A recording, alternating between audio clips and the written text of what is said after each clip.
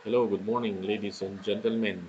So, this is our first video for your course, Personal Identification Techniques. So, the course is all about identifying the person, no? Using different scientific techniques. Of course, these scientific techniques are acceptable worldwide, no? Including, of course, the Philippines. So, before anything else, I would like to discuss first the concept of identification. No? So, identification is the process of establishing and determining the individuality and uniqueness of a person or a thing. So, take note of the term determination of individuality and uniqueness. Okay, so individuality and uniqueness, these are characteristics that made or that makes an individual different and unique from other individuals. At the same time, a thing different and unique from the other thing, no? So ito yung essence or konsepto ng identification, no? Verification of one's identity actually started, no, and can be traced back years ago, no. uh, as to layman's terminology or layman's way of identifying a person, we usually refer to the relatives, neighbors, or even friends of a group of people, relying to one memory on the appearance of a person. So, if we would like to identify or to know someone, no, we look into the family background of that individual, and at the same time, we used to describe him or her, no, using physical characteristics or traits, no, because this is how we be able to identify a person kung kilala mo ba yung tao, no, from the family background to the physical appearance. Okay, ironically, no, the mental memory of individual usually fail, no, because of some conditions and because of some circumstances.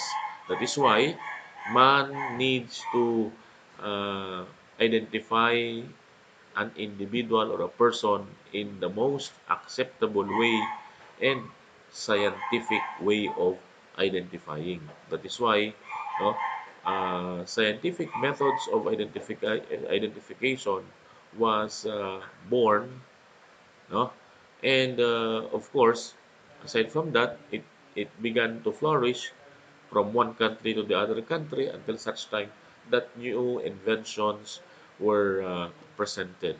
Diba? So, approximately 100 years ago, no, in the research conducted by Francisco de Ereco of the Institute of the Prehistory and Geology of the Quaternary in Talence, France, no, he unearthed, together with his team, he unearthed, no, 41 pea-sized beads, no, in the Blobos Cave located in South Africa, sometimes in 2004. So the use of beads, no, of these people, uh, they use it for purposes of communicating or for purposes of communication. And aside from that, no, the use of beads also can identify the life strata of the person, family ties, di ba? The wealth and personal identity. Kasi usually kung sino yung mga nandoon sa mataas na antas ng pamumuhay noong araw, sila lamang yung nagkakapagsuot ng ganong jewelry or kasuotan, di ba? So, personal ornaments are the powerful tool of communication that was before, according to uh, Professor Francesco Di Erico. No? Aside from that, tattoo is the product of art that unknowingly to some tribesmen is very significant to determine their identity. Tattoo also no, contributed no, way back 300, 3,350 BC no, to 317 BC. No? Uh, we have this oldest known a person no or mummy na na-identify who possesses or who has tattoo in his body, and the name of the mummy was Utsi, no? Utsi.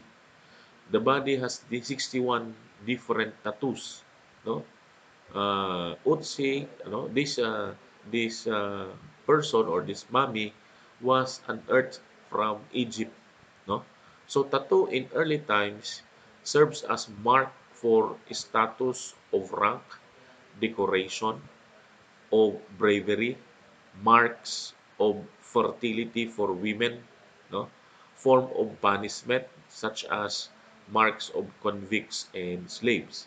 And until such time na the tattoo also can be used to identify the family or your life strata, no? But nowadays we use tattoo no to as an art, no, to prove yung ating as proof of our what you call this love to art, no. So in ancient Europe and Egypt, tattooing is performed because of its therapeutic results, no. While in New Zealand, tattoo was used to communicate person's status. Ano mo yung estado mo as tao, as isang membro ng komunidad, ancestry, membership, no, in a particular group. So that is the purpose or the use of tattoo, no. At around 3,800 BC, no, the Babylonians, no, Babylonians started the earliest method of gathering information from every citizen regarding their resources, ano ba yung mga pinagkukunan nila ng pangkabuhayan, at saka yung personal identity. Okay? So, sa ano yan? Babylonia yan. This method is popularly called as census. So, yung pagsisensus na ginagawa pala ngayon, noong sinaunang panahon, meron nang nagsisensus. Actually, no, yung pagbabayad ng taxes sa panahon ngayon, panahon pa ni Kristo o bago pa si Kristo, meron ng collection of taxes. Kasi nga, si one of the apostle of Christ is a tax collector. Diba? So, the same true with the census. The census was first conducted in 3,800 BC at Babylonia. Diba? To gather information regarding the resources of every citizen in Babylonia and of course personal identity no of the citizens in Babylonia. Okay? So in Roman Empire,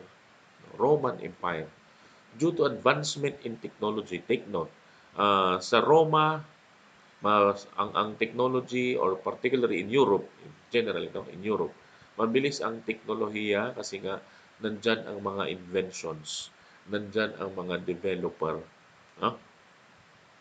The technology advancements such as paper, ink, and other printing materials are developed, and it is used for more reliability of collection of data, no? Wherein, of course, birth certificate are provided, land titles are provided, and of course, yung records of every citizen in the country. So, that is in Roman Empire. In England, around 1414, no? King Henry V invented the use of passport. Take note. So it was invented, the use of passport was invented by King Henry V. No? It allows Englishmen to prove their identity while in foreign nation. or foreign countries. Take note, no? Kasi ang Inglaterra, parte ng mga bansa sa Europa, sila yung unang naglayag, di ba? Yan ang kasi diyan ang mga unang diyan una na nangyari yung mga paglalayag. No? Kaya nga yung galleon trade ng Spaniard, Spanish or ng Spain umabot sa Pilipinas, di ba? But for the purpose of securing England, no, King Henry V uh, uh, enforced the use of uh, passport, no. This is to identify the citizens or the people entering and going out of their country, no. This paper was gift from monarch that served as a safe conduct, no, document that ensures individuals safety while in other countries, no. So the Britain Privy Council are in charge in issuing the travel pass. Note, yung travel pass na yan, no, yan yung tinatawag ngayon natin na passport. Pero ngayon, in the midst of pandemic, we call it as travel pass because, of course, for you to be allowed to cross borders, particularly of two town or municipalities or two provinces. So you need to have a travel pass. The concept of having passport is also that is also serves as travel pass for you to enter to another country because of port, take note na port of other countries, port of entry, no, we call it as port of entry, not necessarily that is an airport or seaport, no, basta ang tawag diyan port of entry, yan ang pasukan para ka makapasok sa isang bansa, dumaan ka sa port. Okay, so in 1829 the British Parliament, through the efforts of Robert Peel. Take note, Robert Peel, no, was considered as the father of modern policing system. No, he enacted reforms in justice system. No, actually, unique numerical values were used in personal document files of every citizen. So, merong control number. Ini-establish yan ni Robert Bobby Peel. Uh, the first police in Britain was organized by Sir Robert Bobby Peel and they call them as Bobbies. No, ang tawag sa kanya sa Scotland Yard, no? Scotland Yard.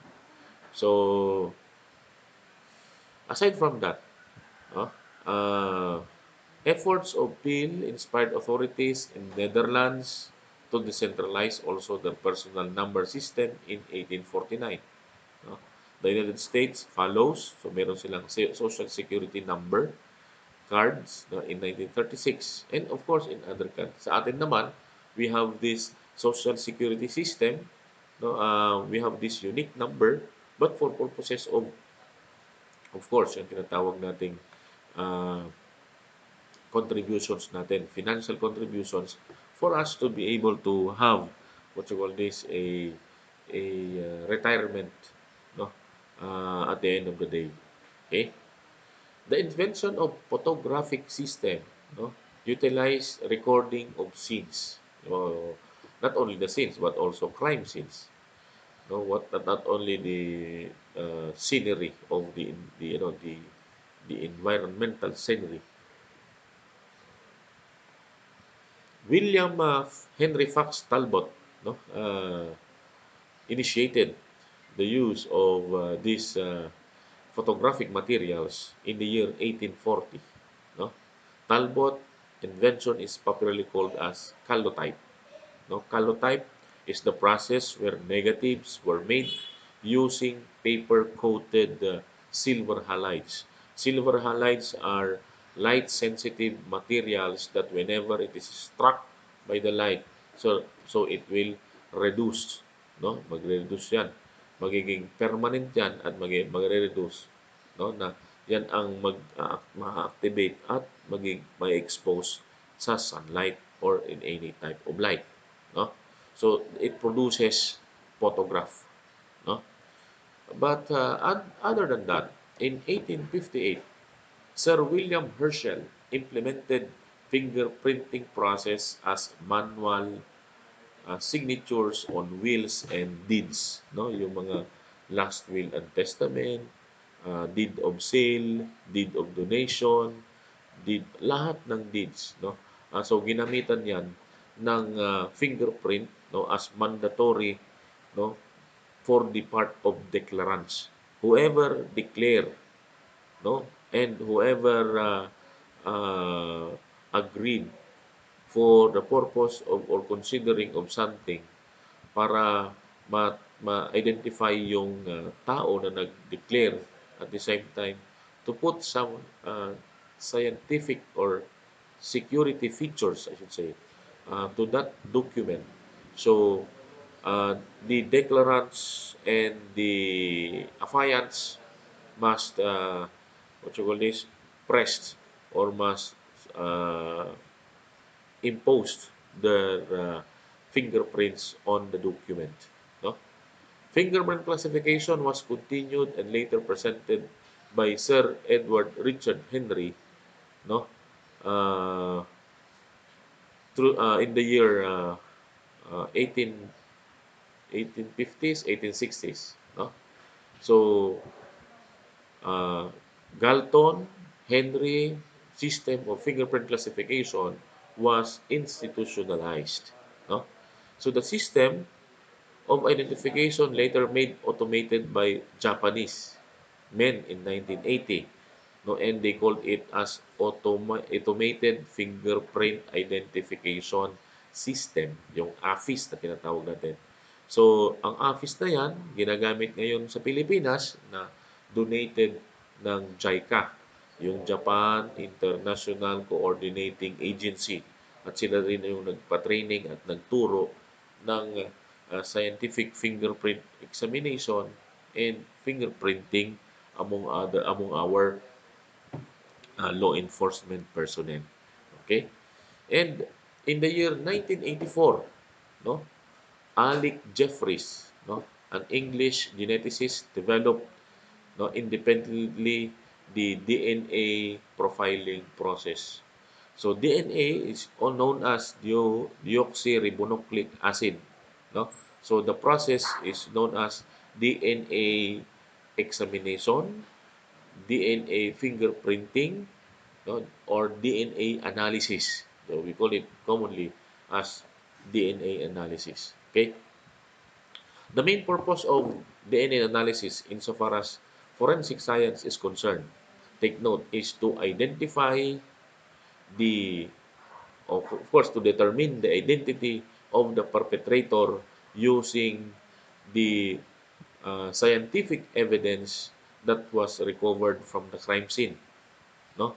Iba ho yung determination of the relationship between the child and the parents. Yes, we have this DNA also para malaman yung connection ng dalawang tao as the father or the mother or the son or daughter, no? So pwede mong gamitan ng DNA yan.